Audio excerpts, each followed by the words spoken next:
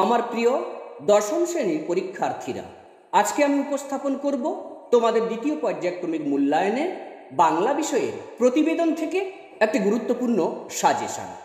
অবশ্যই তোমরা এই গুরুত্বপূর্ণ সাজেশানটিকে ফলো করবে, অবশ্যই পরীক্ষায় কমন পাবে। শুরু করছি আমি।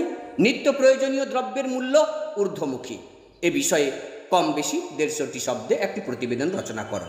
বিদ্যালয়ের একটি সাংস্কৃতিক অনুষ্ঠান বিষয়ে কম বেশি 150টি শব্দে একটি প্রতিবেদন রচনা করো। প্লাস্টিক বর্জন আমাদেরই বাঁচাবে এ বিষয়ে একটি প্রতিবেদন রচনা করো। তোমার এলাকায় জমা জলের কারণে মশাবাহিত নানা রোগের সমস্যায় জর্জরিত এলাকাবাসী। মারণ ব্যাধি ডেঙ্গু এ বিষয়ে একটি প্রতিবেদন রচনা করো। তোমার বিদ্যালয়ে আয়োজিত বিজ্ঞান প্রদর্শনী নিয়ে একটি প্রতিবেদন রচনা করো। দূষণের হাত থেকে পৃথিবীকে বাঁচাতে হলে একমাত্র বনসৃজন প্রয়োজন এ বিষয়ে কম বেশি 150টি শব্দে একটি প্রতিবেদন রচনা করো। অতিবর্ষণে দক্ষিণবঙ্গ প্লাবিত এ বিষয়ে কম বেশি 150টি শব্দে একটি প্রতিবেদন রচনা করো। পথ নিরাপত্তা সম্পর্কে সাধারণ মানুষকে সতর্ক করতে পথে নামল ছাত্রছাত্রীরা এ বিষয়ে কম বেশি 150টি শব্দে একটি প্রতিবেদন রচনা করো। চন্দ্রযান 3 উৎক্ষেপণ হলো এ বিষয়ে কম বেশি 150টি শব্দে একটি প্রতিবেদন রচনা করো। তোমার এলাকায় অরণ্য সপ্তাহ পালন হলো এ বিষয় নিয়ে কম বেশি 150টি শব্দে প্রতিবেদন রচনা করো।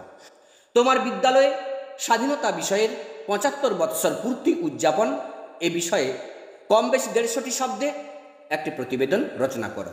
তোমাদের পাড়ার ক্লাবে স্বাস্থ্য সচেতন শিবির আয়োজন করা হয়েছে এ বিষয়ে কম বেশি 150টি শব্দে একটি প্রতিবেদন রচনা করো। গ্রামবাসীকে প্রাণের আশ্বাস দিয়ে সরকারি হাসপাতাল উদ্বোধন এ বিষয়ে কম বেশি 150টি শব্দে একটি প্রতিবেদন রচনা করো। তোমার পাড়ায় একটি রক্তদান শিবিরের আয়োজন করা হয়েছিল এ বিষয়ে কম বেশি 150টি শব্দে একটি প্রতিবেদন রচনা করো।